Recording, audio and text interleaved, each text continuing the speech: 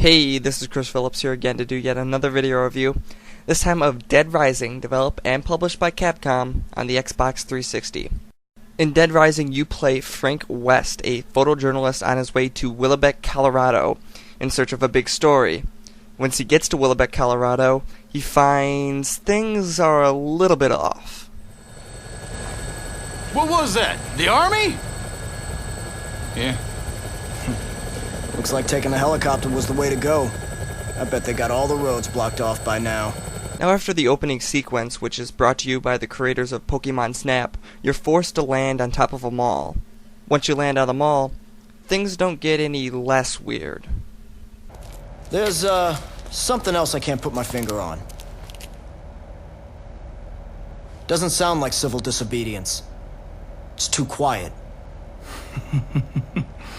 Almost as if there are motherfucking zombies inside this motherfucking mall.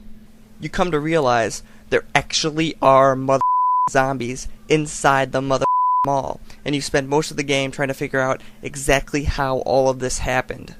Now the gameplay of Dead Rising is extremely simple. Millions of zombies, one of you.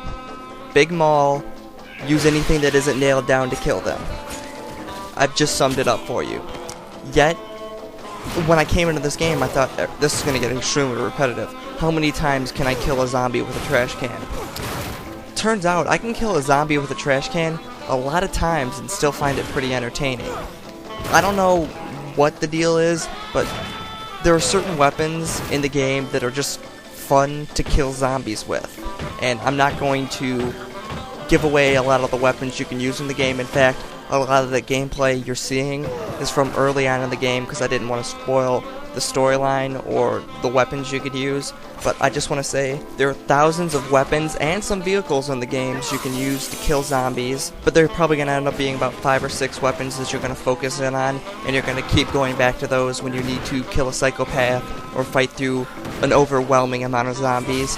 But there's going to be parts in the game where you're going to want to experiment, and using a GTA series as reference, anytime you can create gameplay in which the players don't care about the story and they want to just go out there and experiment, you know you have something good on your hands, and that's what Dead Rising has going for them. Gameplay that you just want to go out there and experiment. If there was no story, you would be happy that there were no story, because there would be nothing to really tie you down and let you just do what you want to do, and that's go out there and see how many different ways you can kill zombies.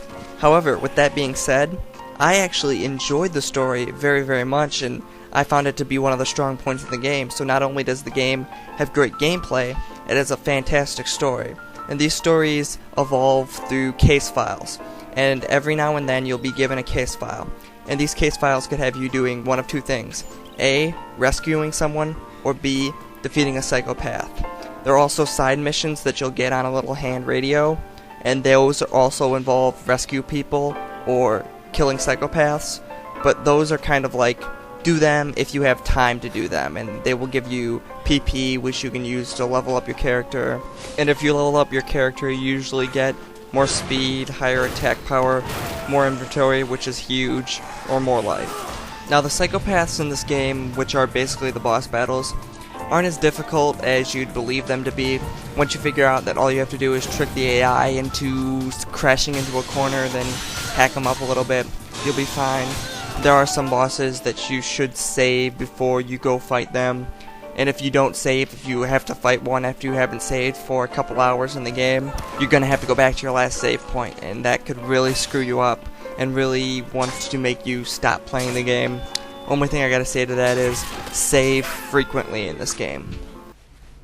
Think you can pull it off, Thomas? But Daddy, he ain't no zombie. He's just a man. Thomas! We're doing this to survive. You know that. I guess only the crazy people were immune to being turned into zombies. And the second mission type is the escort mission types. These are the more difficult of the two, simply because the AI on the people you're trying to rescue isn't as sharp as it should be. So instead of worrying whether I can rescue these people or not, generally I'll try to just get them to join me, because you get PP for just having them join you. and if I can't get them back to the safe house, I'm not devastated, and I won't try and restart the game just so I can save that person. So escort missions aren't as sharp as they could have been because the AI is kind of dumb. The AI will run into each other, and they'll just kind of stay there, and they'll keep running into each other until you kind of physically move them and get them separated. So the escort missions are a little off. Obviously, because you're a photojournalist, you'll have the ability to take pictures in this game. And even though the pictures don't have any levy on what you'll see in the story, it's still kind of fun to be able to take pictures and see how many points you can rack up. But if you don't want to take pictures, you don't have to. I went through the first 2 days without taking any pictures at all, but it would have been nice to be able to upload those pictures to Xbox Live and share them with your friends, or be able to export them from your Xbox Live to your PC in some way. Just doesn't happen. If you take a picture, it's going to be on your Xbox and it's going to stay on your Xbox. Lastly, when I originally played through this game, I played through it on an HD TV, and this game is absolutely beautiful on an HD TV. It was made to be played on the HD TV. With that being said, it was made to be played on an HD TV. If you're playing it on a standard definition TV, like I have in my edit suite, it's going to be extremely difficult to read a lot of the text in the game. In fact, it's probably going to show up like a white line, like you're seeing in this video right now. It doesn't get any better if you're playing on a standard definition TV. So if you have a standard definition TV, be warned, it's going to be extremely difficult to read the text, and it's going to be extremely frustrating that you can't read the text. In the end, Dead Rising offers open-ended gameplay with a story in which you will not be able to see everything on your first playthrough. You're going to have to play through multiple times to see everything you can see in the game. There's a lot of unlockables to find in the game, so that's always cool to see in a primarily single-player game. If you don't have an Xbox 360 right now and you're planning on getting an Xbox 360 within the next year, Dead Rising is one of those games you may want to come back and take a look at. It'll probably be $40 near the end of the year, and this is definitely going to be one of those games you want to take a look at. If you have an Xbox 360 right now and you like those action-adventure games, mindless killing, you might want to take even a rental or even buy Dead Rising. Great game. If you're one of those excessive compulsive gamers that love games with a lot of unlockables and a lot of gameplay to have, go out and get Dead Rising. You'll be able to play this game for at least a month trying to unlock all the crazy crap that is in this game.